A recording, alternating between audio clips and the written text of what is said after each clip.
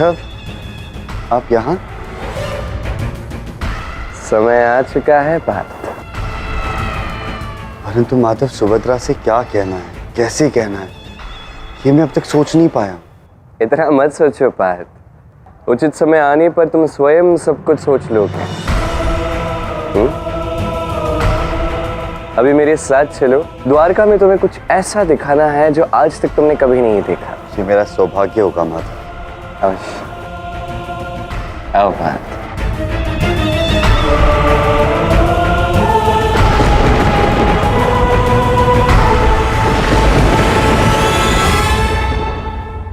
राधा, यदि अर्जुन ने मना कर दिया तो मैं बलराम दाऊ को मना नहीं कर सकूंगी और मुझे दुर्योधन से विवाह करना पड़ेगा। सुभद्रा, तुम निश्चिंत रहो ना, मुझे कृष्ण पर पूर्ण विश्वास है। हाँ,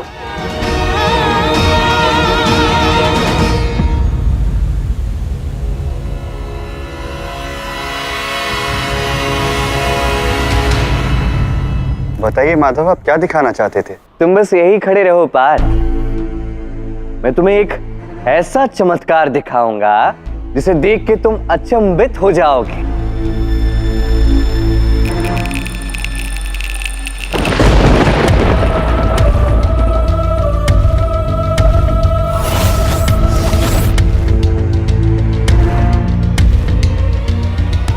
तुझे तेरी मृत्यु का चमत्कार दिखाने लाया हूं।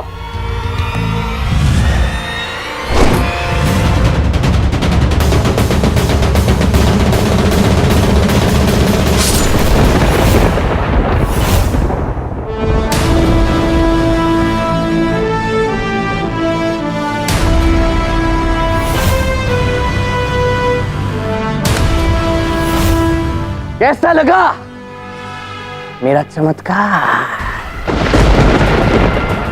मुझसे मिलो, मैं हूं सच्चा कृष्ण, द्वारका का सच्चा भगवान, वसुदेव श्री कृष्ण पौंड्रक।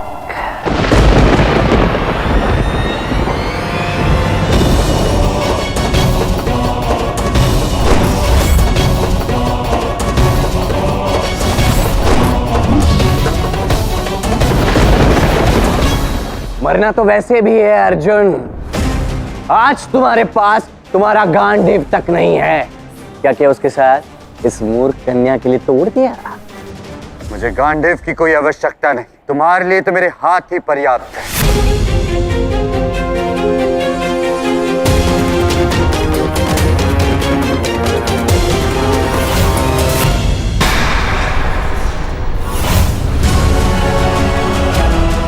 पौंड्रक, साहस है तो चलाओ बाण, चलाओ बाण कृष्ण के अतिथि और उनकी बहन पर। बोलो, है साहस? अब मुझे स्पष्ट हो गया सुभद्रा के संदर्भ में मेरा निर्णय क्या होना चाहिए। यहां सबके सब मूर्ख है क्या? देख देख अर्जुन, देख, ये स्त्री वास्तव में तुझसे प्रेम करती है, तेरे लिए प्राण देने के लिए सज्ज है। अर्थात अब इस कन्या को भी मारना होगा। अब तुम दोनों मरोगे, ना तेरा राज्य यज्ञ होगा, ना तू जीवित रहेगा। अब तेरे और उस कृष्ण के अंत का विजय उत्सव मैं मनाऊंगा।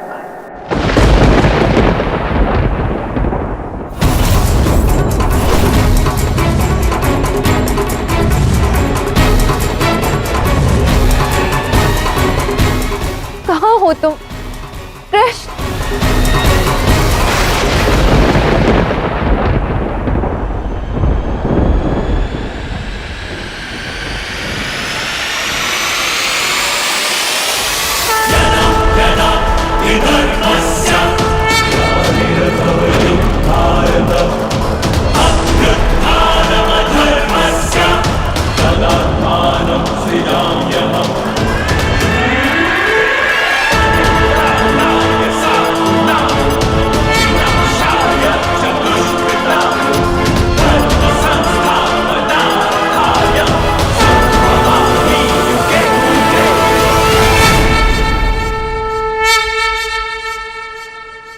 जो अतिथि पर आक्रमण करे उसकी अर्थी निकालना ही धर्म है। अरे मौन रहे, मैं सच्चा कृष्ण हूं, तू बहरूपिया है।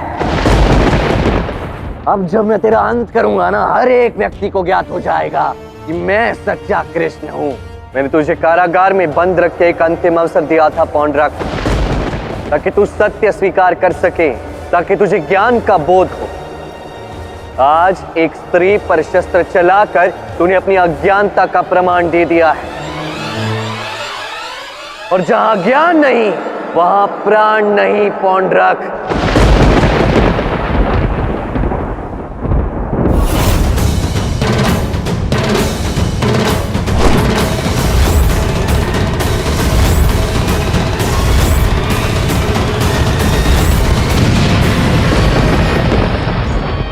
ना ये ज्ञान की बातें इसकी समझ में नहीं आने वाली, इसीलिए अपना समय व्यर्थ मत करो, मार दो इस धूर्त को। भांजे, पौंड्रक फिर फंस गया।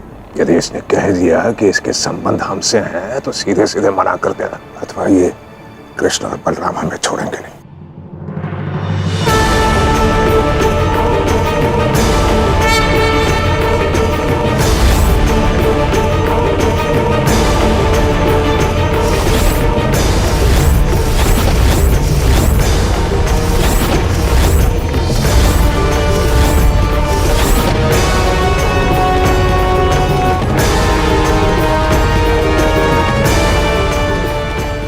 सारे शस्त्रों से तो बच गए भैरवपिया, किंतु अब भगवान की तलवार से कैसे बचोगे?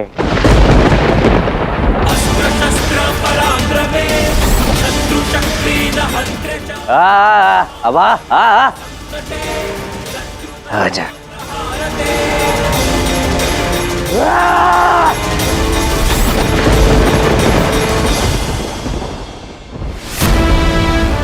अब अवसर नहीं, केवल अंत हो।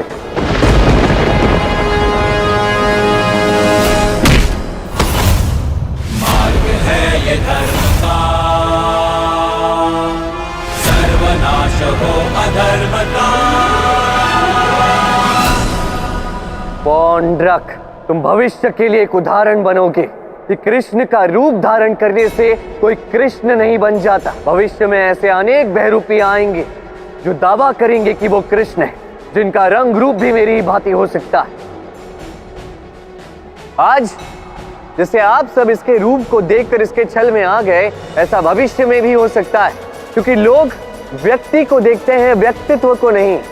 इसका रंग रूप देखकर, वेशभूषा देखकर, इसकी चाल ढाल देखकर अब सबको लगा कि यही वास्तविक कृष्ण है,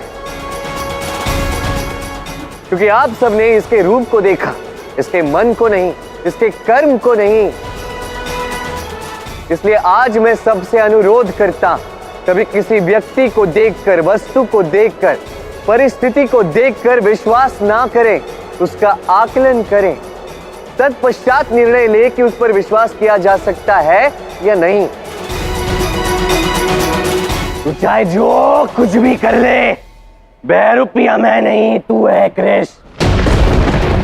मेरे साथ अन्याय हुआ है, मैं सच्चा कृष्ण हूं, द्वारका मेरी है। और तू कैसे सिद्ध करेगा कि तू सच्चा कृष्ण है? बता। मेरे पास तेरा रूप है, तेरी वेशभूषा है, तेरे जैसी वाणी है, मेरे पास तेरे शस्त्र है। क्या नहीं है मेरे पास? एक शस्त्र, एक दर्शन।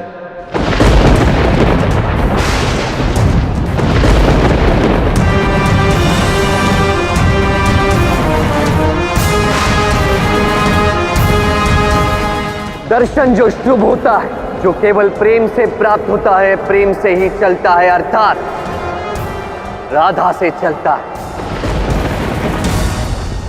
मेरे साथ राधा है पौंड्रक, तेरे साथ नहीं।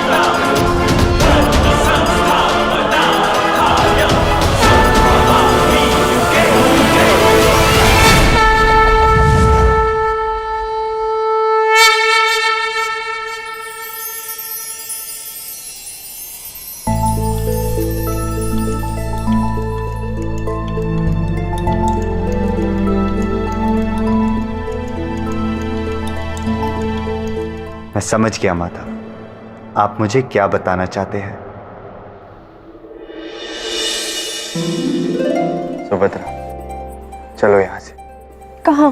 बलराम दाऊ का वचन ना टूटे और दुर्योधन से तुम्हारा विवाह न हो, इसका केवल एक ही मार्ग है। मेरे साथ चलो।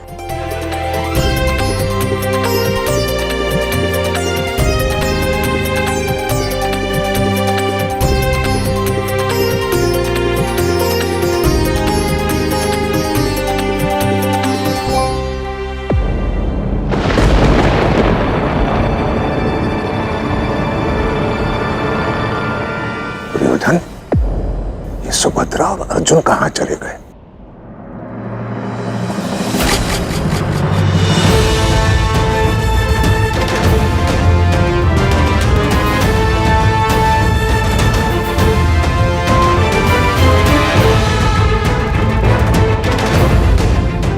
आपके हाथ से तो रक्त बह रहा है, रथ मैं चलाती हूँ।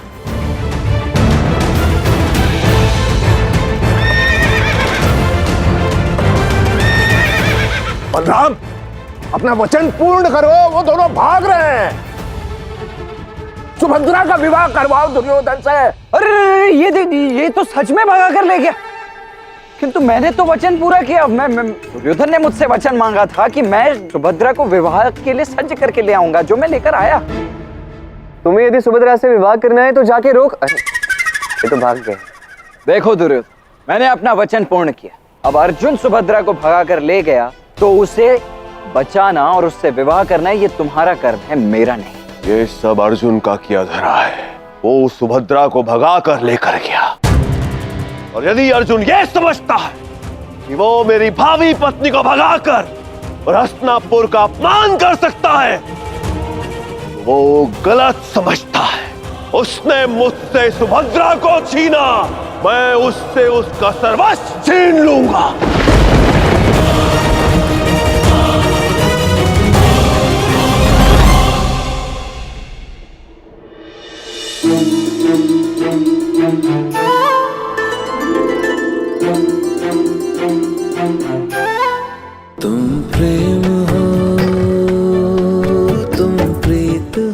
तो अंततः प्रेम की ही जीत हुई। पर प्रेम की जीत तो होनी ही थी राधे। सुभद्रा का प्रेम स्वतंत्र था, प्राणों से परे था, और उसके साथ मेरी शक्ति राधे भी तो थी। तो उसकी जीत तो निश्चित ही थी। तो अब आगे क्या? अब प्रेम की जीत हुई है, अब धर्म की जीत शेष है राधे। पांडवों का राजसूय यज्ञ धर्म पूर्वक रूप से हो रहा है, और इसके विरुद्ध केवल दुर्योधन नहीं, जरासंध भी है। तो अब धर्म स्थापना के अगले चरण के लिए जरासंध का अंत अनिवार्य है।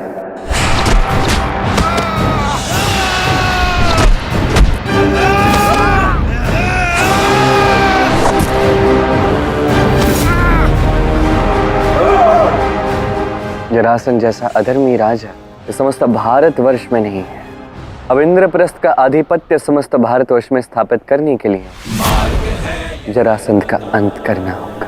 अर्थात क्या तुम पुनः जरासंध से युद्ध करोगे? नहीं राधे, जरासंध के अंत का ये कार्य नियति ने मेरे भाग्य में नहीं लिखा है, किसी और के भाग्य में लिखा है।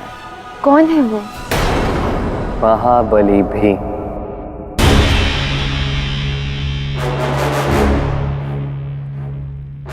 है कोई और जो मुझे मगध राज जरासंध को चुनौती दे सके? है कोई जो मेरे सामने आके मुझे ललकार सके?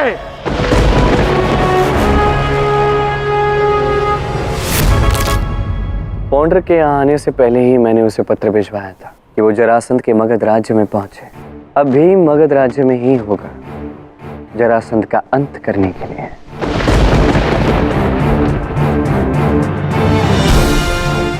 पर बात यह है राधा की नियति भी है जो अपने समय से अपनी गति से चलती। इस समय जरासंध का अंत हो नहीं सकता। यदि ये युद्ध छिड़ गया तो अंत भीम का ही होगा, क्योंकि जरासंध अमर है इसलिए, है ना? धरती ने किसी ऐसे योद्धा को ही जन्म नहीं दिया जो जरासंध को ललकार सके। मुझे कोई नहीं मार सकता, अमर हूं मैं। ये सत्य है राधा, जरासंध को मारना सरल कदापि नहीं होगा। जितनी बार उसके टुकड़े करोगे उतनी बार वो जुड़ जाता है। किंतु इस संसार में हर एक अधर्मी को मारने का प्रावधान अवश्य है, बस वो ज्ञान अर्जित करना होता है। भीम को उसी ज्ञान को प्राप्त करना है। भीम को अपनी क्रोध से नहीं, संयम से काम लेना होगा।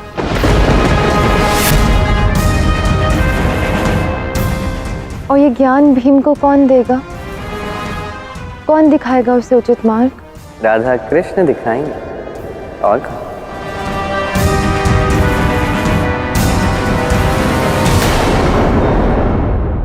ये तो श्री कृष्ण के मूर्ख पंख जैसा दिखाई दे रहा है। कहीं दिव्य श्री कृष्ण का कोई संकेत तो नहीं? कदाचित वो नहीं चाहते कि इस समय मैं जरासंध से लड़ूं। किंतु क्यों?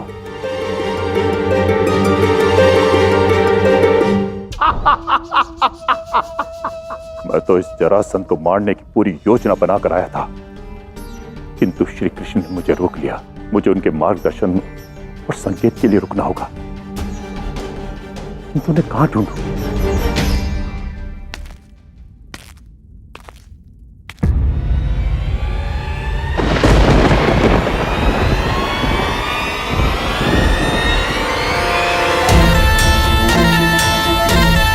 भगत नरेश, देखिए आपसे कौन मिलने आया है। आइए, स्वागत है आपका। शिशुपाल, आज महल में नहीं, इस अखाड़े में आए हो। कहीं लड़ने का इरादा तो नहीं है? लड़ता, किंतु क्या लाभ? ना आप जीतोगे ना मैं जीतूंगा। आप भी अमर और मैं भी।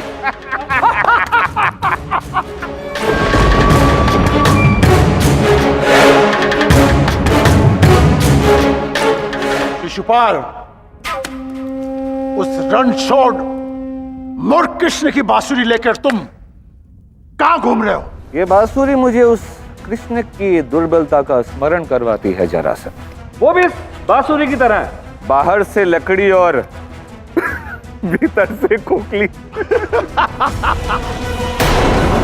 वो कृष्ण भी ऐसा ही है ना, बाहर से दिव्य दिखता है किंतु अंदर से शक्ति। निसंदेह, अगर कृष्ण आज जीवित है तो केवल अपनी चतुराई के कारण। अगर वो शक्ति से लड़े तो एक क्षण में उसका अंत कर दूं मैं। महाराज जरासंध के! महाराज जरासंध के! महाराज जरासंध, तूने हमारे श्री कृष्ण का 2 बार अपमान किया है। तुझे मैं 2 टुकड़ों में फाड़ कर फेंक दूंगा।